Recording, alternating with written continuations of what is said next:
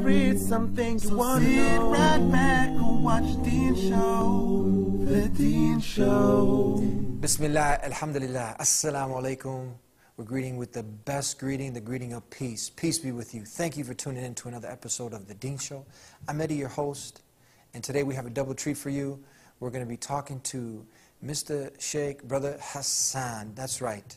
He was in the music industry for 40 years, 40 plus years. He's here to tell us his story, how he went from singing to people such as Ronald Reagan, to singing also to the former president of Yugoslavia, Tito, and some of the higher clerics up in the church. That's right, the church, and also different imams, such as Sheikh Benderus and whatnot, to finally, after being one who was not so Muslim, to a part-time Muslim, to once in a while culturally Muslim, to this, that, and the other, to getting back on track. We want to hear his story.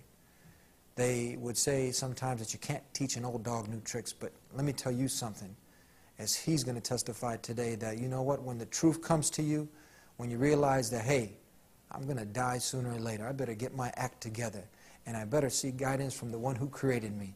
He's best to tell me how to live my life. And when that truth comes, and you see the goodness that comes out from following that truth, you start to leave off some of these vices. You start to leave off many of the things that are of no benefit, the things that don't produce a positive outcome in your life, things that don't help you to become the best human being, but they kind of bring you down. So he left this, and we want to hear his story so we can all benefit, the young and the old, the rich and the poor.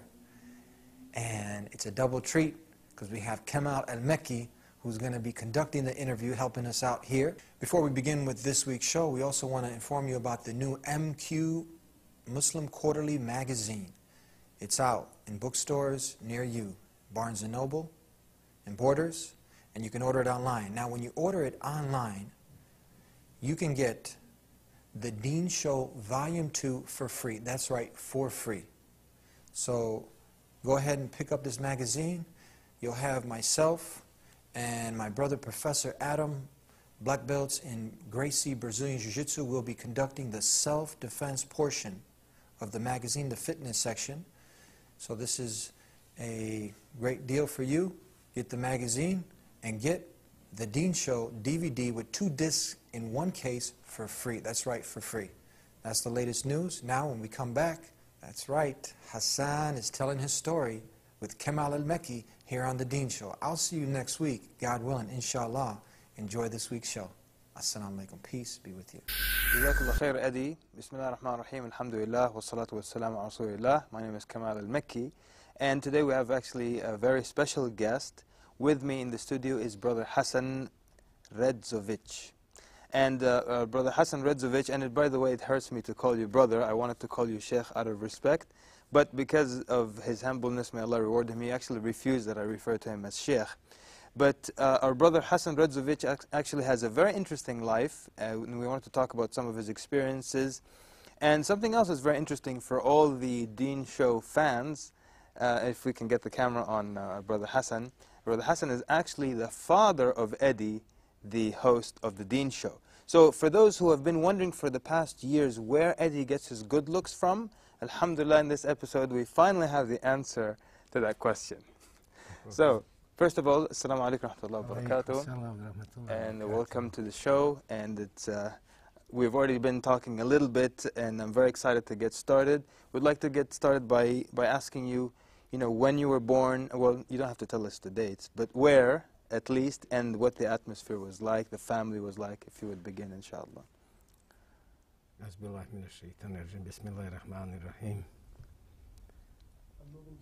This is my surprise. I even was not prepared or anything, but thank to Allah to be with you today. Alhamdulillah. I'm born about 60 years ago in former Yugoslavia. Today is Bosnia. 1949.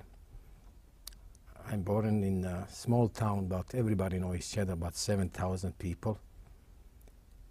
In big family, so-called, I will not say the poor, but we was middle class? So-called poor, Okay. you know. father, mother, 6 brothers and 5 sisters. MashaAllah. After Second World War, can you imagine today you have 1 child, oh, too much. That time, 11. there is no, thank God, you know. I can MashaAllah. tell, you know, that we don't have that, what the child have today, in that time, but thank God that I know now, he was 100% and, you know, with us. MashaAllah. Alhamdulillah. You know. Okay, now just if you could give us an idea, because some people may not have an idea after World War II, who was in charge of Yugoslavia? Was it under Russian control? Many people would imagine it was under Russian control, but the reality is? No, there was, that time when I was born, there was one system, communist, and it was Tito, a marshal. He was the one system, you know, one party. Okay. And honestly, whoever was enjoying the party, they had a good time. The rest of it, they was struggling. My father, he was working by himself, you know, like I said, and also, what can you expect, except, you know, on top of everything, he chose a little bit alcohol also. Oh. There was effect every little bit, even today, from this disease. And the music, he loved the music. He started, also he saw that, like, you know, in me, kind of, that he can get me to be a singer, you know. Ah. And that's the stuff. Was started like 6, 7 year old. He was waking up nighttime, bringing the gypsies, you know, violins and playing music. But just to clarify, he was Muslim by name. This was a Muslim family by name. Yes. He was like Mahmoud Meho, they're short in Bosnian.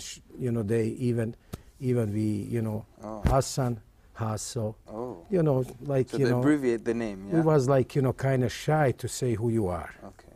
And would you be, if your name was Mahmoud or Muhammad or Ahmad, would you find problems from the government? Not really, not really, but okay.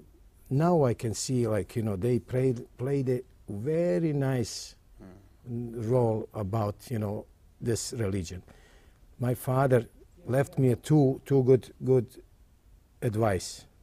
Okay. The number one is, he took me to the Imam and tell Imam, listen, he is a Hassan, your meat, my bones. Oh. Teach him by Allah. Excellent. Even my father, he was not praying, like he was part-time Muslim. Now, could you explain what it means, your meat, my bones?